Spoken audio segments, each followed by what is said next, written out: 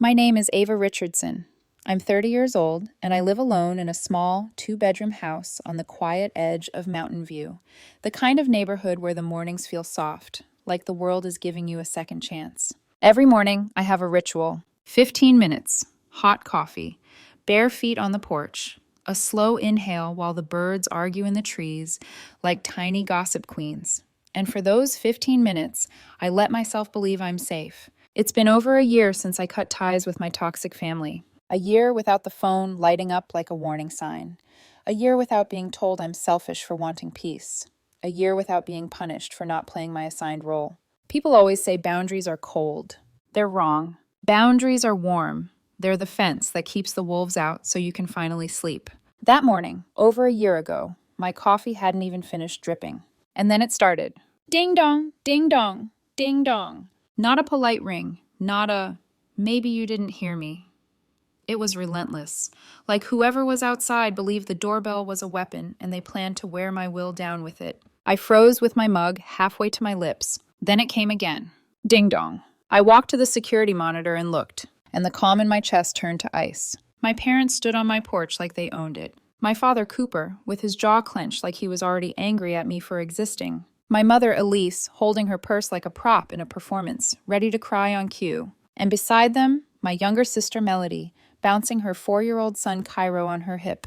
I didn't move. I didn't breathe. Because deep down, I already knew something important. They didn't come to visit.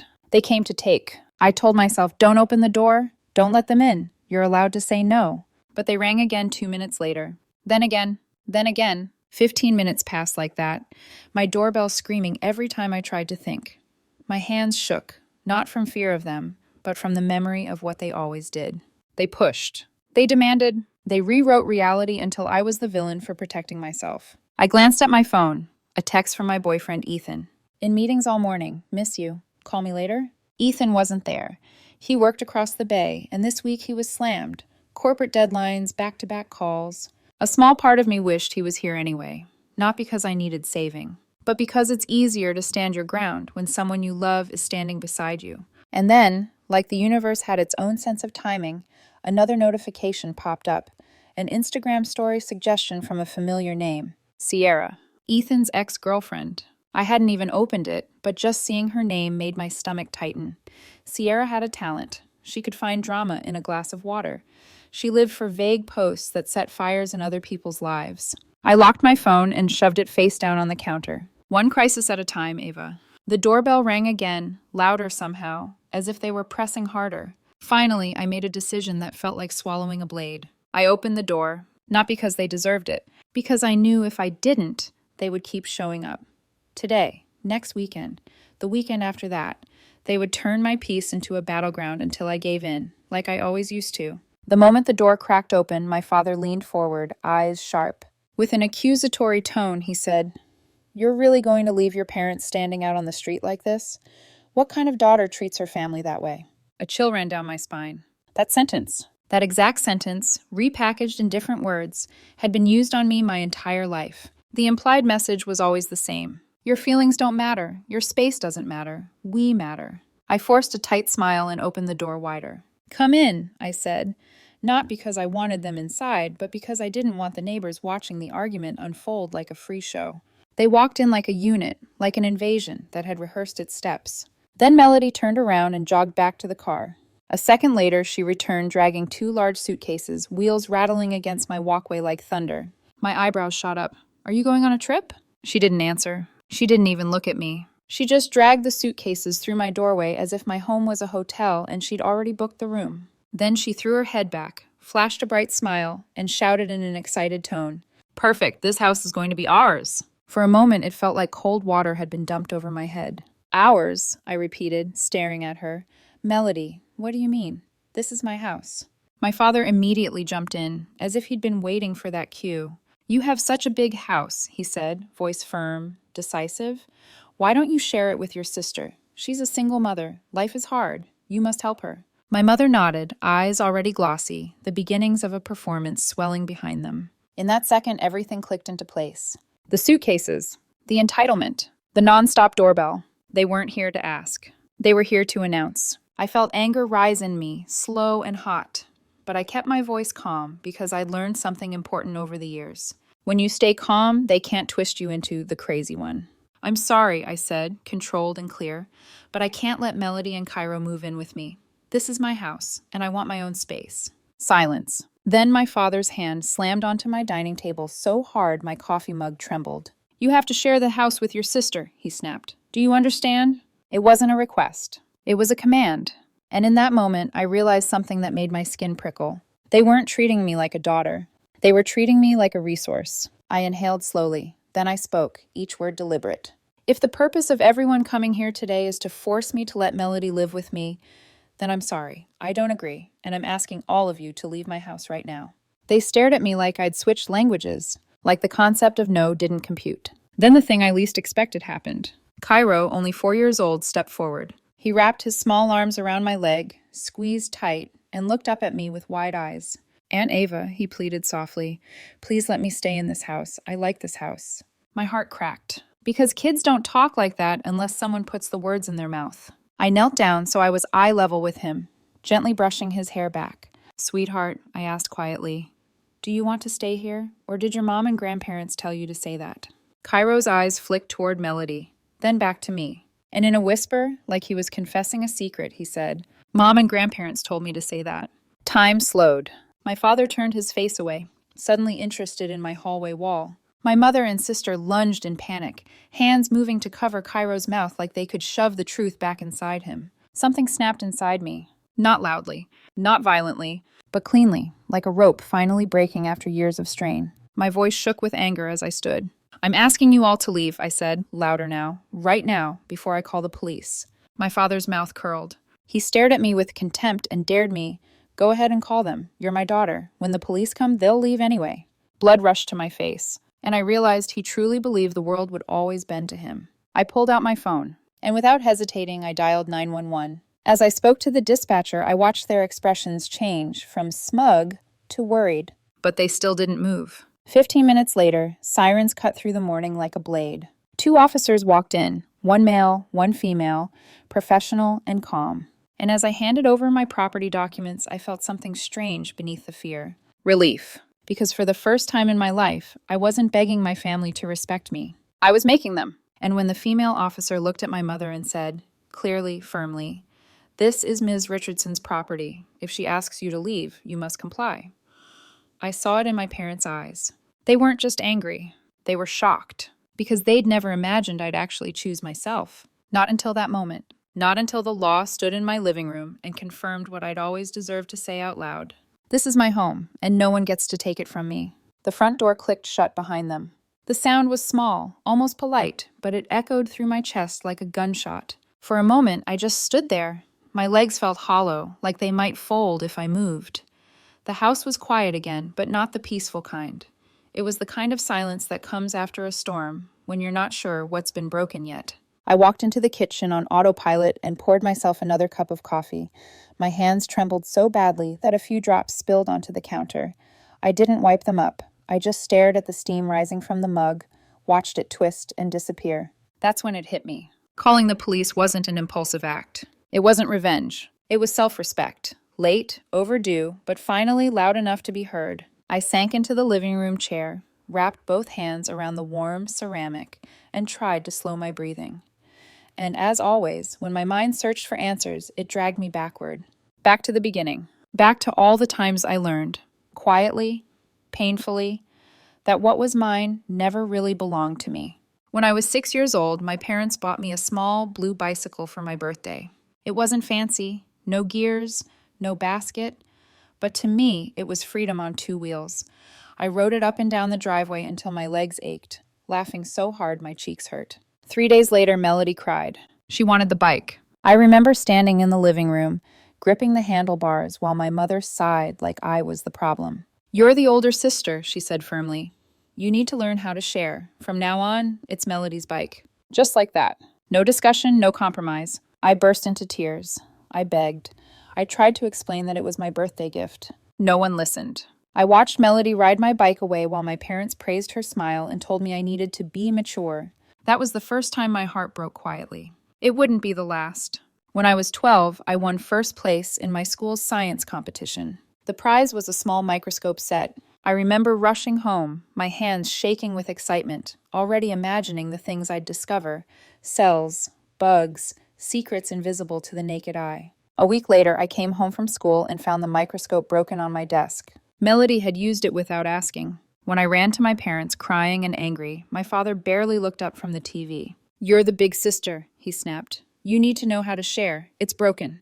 That's it. Stop making such a fuss." That night, I cried alone in my room, holding pieces of my prize in my hands, learning another lesson. Achievements don't matter if they inconvenience someone else. At 16, I worked part-time at a bakery all summer. Every early morning shift, every sore foot, every burned fingertip. All for one thing: a laptop for school. I bought it myself. I was proud. A week later, Melody broke her computer. My parents didn't ask. They told. "Let your sister use your laptop," my father said coldly. "In this house, there's no such thing as yours or Melody's. Everything is shared." I remember staring at him, something inside me going numb. That was the moment I realized sharing, in my family, only ever went one way. By the time I turned 18, I already knew what freedom would cost me. I earned a partial scholarship to a good college. I was excited, terrified, but excited. That night at dinner, instead of celebrating, my father compared me to the neighbor's son.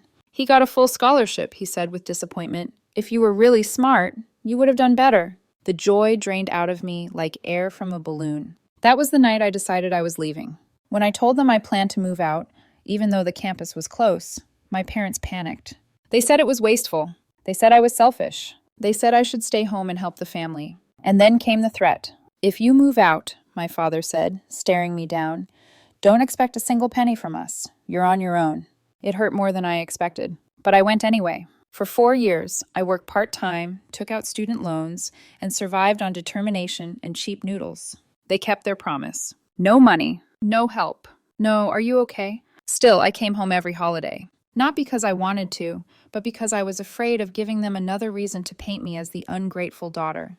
When I graduated with excellent results and landed a job at the company where I'd interned, I thought things might finally change. They didn't. Now that I had money, the demands returned. "Melody needs a new laptop," my mother said one night. "Can you help with $500? Before I could answer, my father added, "She's your sister. You should help her." I asked quietly, my voice shaking, "When I was in school, did you give me even $1? Their faces hardened. "That's because you disobeyed us," my father snapped. "These are the consequences." I stopped arguing after that. Sometimes I sent $100, sometimes $300. Never enough for them, but always taken. And with every transfer, it became clearer. To them, I wasn't a daughter. I was a backup plan, a wallet, a solution they could guilt into submission. I thought it would stop there. I was wrong. Because the more I stood up for myself, the more they pushed back. And buying that house, my house, was the one thing they could never forgive. Because it proved something they hated most. I didn't need them anymore. And they would do anything to make me pay for that. I didn't realize how much my independence terrified them, not until they started attaching price tags to it. The first time it became unmistakably clear was 5 years ago, when Melody announced she was getting married. I was 25 then. My student loans were finally paid off. My job was stable. I had started investing small amounts in stocks, carefully, quietly, without telling anyone. Melody, on the other hand, was 23 and pregnant. The pregnancy wasn't planned. The relationship was unstable. But instead of keeping things modest, my parents decided she deserved a big wedding. 1 month before the ceremony, my father called me and told me to come home immediately. No greeting, no small talk. The moment I stepped into the living room, he said it flatly, like he was ordering food. "Your sister's wedding is coming up. I want you to contribute $20,000 for the reception." I laughed. Not because it was funny. Because my brain genuinely couldn't process the number. "I can't do that," I said immediately. "That's not my responsibility." My mother's eyes narrowed. "You're so selfish. You have money, and your sister is struggling." Something inside me went still. "This isn't my wedding," I replied calmly. "If there isn't enough money, make it smaller. I can help with $4,000. That's it." The room went silent. Finally, my father agreed, reluctantly. They cut the guest list. And at the wedding, I felt the judgment in every sideways glance, every whisper behind a hand. But I didn't regret it, because I knew something they didn't. If I paid $20,000 once, it would be $50,000 next time. The second major conflict came 2 years later, when Melody divorced and moved back in with our parents, bringing Cairo with her. They called me over to discuss family responsibilities. The second I stepped inside, my father said, "We want you to support Melody with $1,000 every month." I didn't even sit down. "No," I said, "I can't and I won't." My mother's face twisted. "You're heartless, Ava. Cold-blooded." That one hurt more than I expected. Because hearing it from strangers is one thing. Hearing it from the woman who gave birth to you is another. I still sent money after that. Small amounts. $200, $300, voluntary, on my terms. And I made it clear, the moment it became a demand, it would stop completely.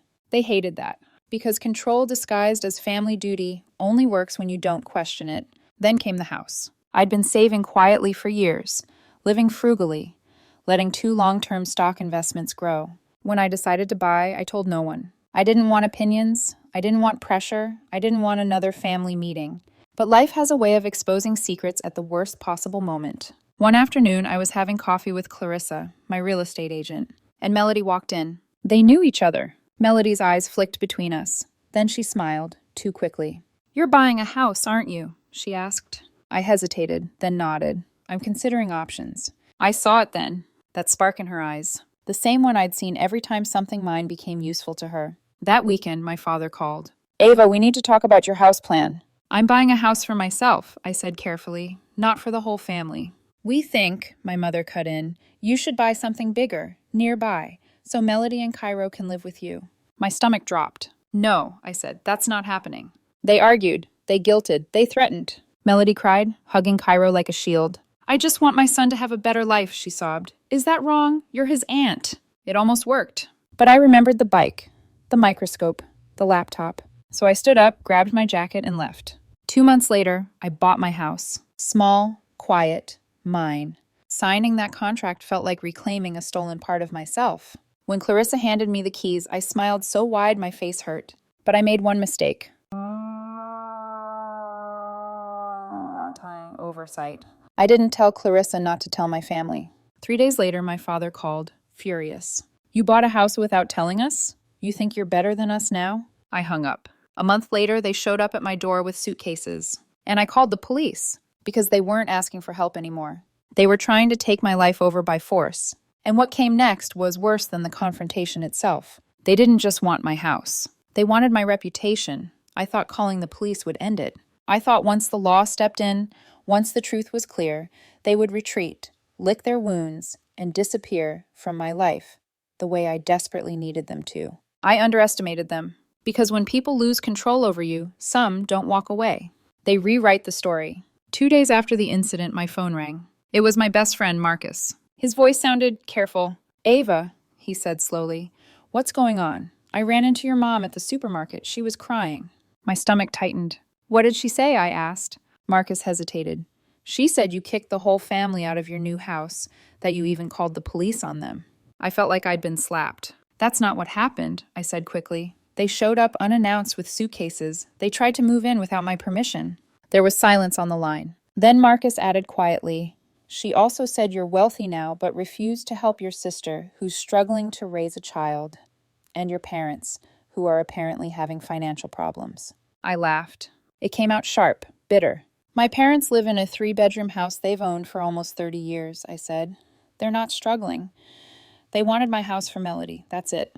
Marcus sighed. "I don't know who to believe anymore, Ava.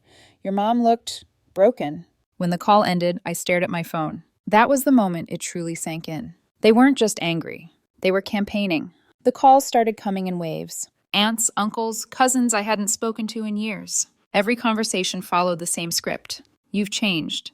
How could you do this to family? Your parents sacrificed everything for you." My Aunt Miranda called one morning, voice already raised. "You're too much, Ava. Kicking your parents and sister out with a child, calling the police. You're cold-hearted." "I asked them to leave my house," I replied evenly. "They refused." "That's no excuse," she snapped. Then my Uncle Robert called later that day. "Families stick together," he said sternly. "You should be ashamed." Something inside me snapped again, but this time it didn't hurt. "I'm ending this call," I said, and I hung up. They didn't stop. Some of them escalated. One weekend afternoon, I was reading on the couch when the doorbell rang. I checked the security monitor. Uncle Tom, Aunt Lisa, standing on my porch like judges. I opened the door and didn't invite them in. "We need to talk about what you did," Uncle Tom said harshly. "I don't," I replied. "This is my house. Please leave." Aunt Lisa scoffed. We're older than you. You need to show respect. I took a deep breath. I do respect you, I said, but I respect myself too. If you don't leave, I'll call the police. They stared at me like they couldn't believe I'd say it again. But they left. Not without a threat. You're going to regret this, Uncle Tom said. No one in this family will want anything to do with you. When the door closed, my whole body shook. I leaned against it, sliding down until I was sitting on the floor. For the first time, I wondered, had I gone too far? Then my phone buzzed. A notification. A repost. From Sierra, Ethan's ex-girlfriend. It was a vague Instagram story. Black background, white text. Funny how people forget family values once money enters the picture. No names. No details. But enough. Enough for strangers to speculate. Enough for relatives to feel validated. Enough to turn whispers into judgment. Ethan called me immediately, furious on my behalf. I'm going to shut this down, he said. She has no right. Don't, I said quietly. Because I knew something then. Defending myself publicly would only feed the fire. So I did the hardest thing. I went silent. I stopped explaining. Stopped justifying. Stopped answering. And slowly, painfully, I felt something change. With every ignored call, every unopened message, every closed door, I felt stronger. Because for the first time in my life, my peace wasn't conditional on their approval. A year passed. I didn't attend family gatherings. I didn't answer accusations. I didn't defend myself to people who had already chosen a side. I lost a family. But I gained a life. And I thought that chapter was sealed forever. Until 1 month ago, when my sister surprised me. For an entire year, my life was quiet in a way I had never known before. Not empty, quiet. There were no surprise visits. No guilt-drenched phone calls. No relatives trying to educate me about family morals. Just space. I worked. I cooked simple meals. I watered the small patch of plants in my backyard and watched them grow, steady and unbothered by anyone else's expectations. I cut ties with almost everyone. Almost. Because there was one line I refused to sever. Cairo. Once a month, I still drove to my parents' house. Not to reconcile, not to argue, not to explain. I went for him. The first time I showed up after calling the police, Melody opened the door with guarded eyes. I'm here to pick up Cairo, I said calmly. Ice cream, like usual. She hesitated, then nodded and called him. The moment Cairo saw me, his face lit up like nothing else mattered. He ran into my arms, laughing. Aunt Ava, where are we going today? Ice cream. The park. Sometimes a small toy. Nothing extravagant. Just consistency. Love without conditions. One afternoon, after I brought him back, he looked up at me and asked, Aunt Ava, why don't you ever come inside and eat dinner with everyone anymore? My chest tightened. I crouched down and answered carefully. Sometimes adults have disagreements they can't fix, but that doesn't mean I don't love you. He thought for a moment, then nodded. That's like when Tommy and I didn't talk after we fought about a game, he said. But we were still friends. I laughed softly and hugged him. Exactly. I believed that would be the shape of things forever. Distance with my parents. Silence with relatives. A small, protected space of love with my nephew. Then, 1 month ago, Melody changed everything. When I came to pick up Cairo, she didn't avoid my eyes. She looked nervous. After Cairo ran inside to grab his jacket, she spoke. Ava, after you bring him back, could we talk? I didn't answer right away. Then I nodded. That evening, after dropping Cairo off, we sat in a small coffee shop near her house. The kind with chipped mugs and soft lighting. Melody stared at her cup for a long time. Then she said, I want to apologize. I felt my entire body stiffen. I've thought a lot this past year, she continued. I depended on Mom and Dad, and on you. I didn't take responsibility for my life, and when things got hard, I blamed you. She swallowed. I was wrong. I didn't interrupt. I also want to thank you, she said quietly, for loving Cairo. Even when you cut ties with us, that meant more than you know. Something warm and unfamiliar settled in my chest. I never wanted my issues with the family to affect him, I said. He didn't deserve that. She nodded. Then she hesitated again. There's something I want to ask, she said. I don't expect you to agree. Here it was. I want to borrow $3,000, she said quickly. No interest. I'll pay it back within a year. I want to start a small food takeout stand from home. I've planned it out. Costs, supplies, everything. Old instincts flared. Suspicion, caution, memory. But this felt different. After a moment, I said, I'll agree, on one condition. She leaned forward. Anything. I'll pay directly for supplies, I said. I need to know the money is used exactly for this. She didn't argue. She agreed immediately. A week ago, her stand opened. It was small, simple, clean. But there were customers, real ones. When I stopped by, Melody smiled, really smiled. "Thank you," she said quietly. "Without you, I couldn't have done this." I didn't say much. I just nodded, because some things don't need speeches. Now I'm back on my porch. Hot coffee, morning air, birds still arguing like nothing in the world is wrong. I don't feel hatred. I don't crave revenge. I chose boundaries. I chose peace. I keep distance from my parents. I'm rebuilding something fragile with my sister, and I love my nephew in a way no one gets to control. Boundaries aren't walls. They're fences, so you can live without being trampled. And maybe one day, if my parents learn to respect them, things will change. But until then, I'll protect the life I fought so hard to build. So tell me, was I wrong for setting boundaries and calling the police when my family refused to leave my home? Leave your thoughts in the comments. And if you stayed with me until the end, thank you.